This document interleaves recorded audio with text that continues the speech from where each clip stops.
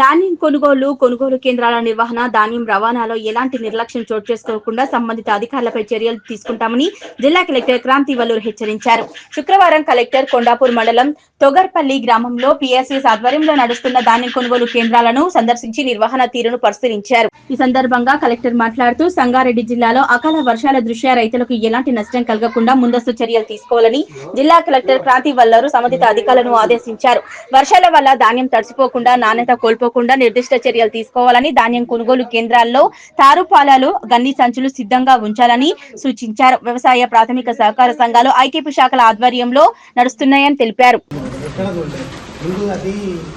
వేరే variety mix అయింది అనుకున్నాను. సెటర్లు కూడా వచ్చారు. డిఫరెన్స్ ఉంది.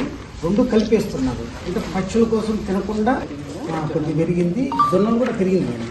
లాస్ట్ ఇయర్ హైబ్రిడే ఎక్కువ ఉంది మేడం.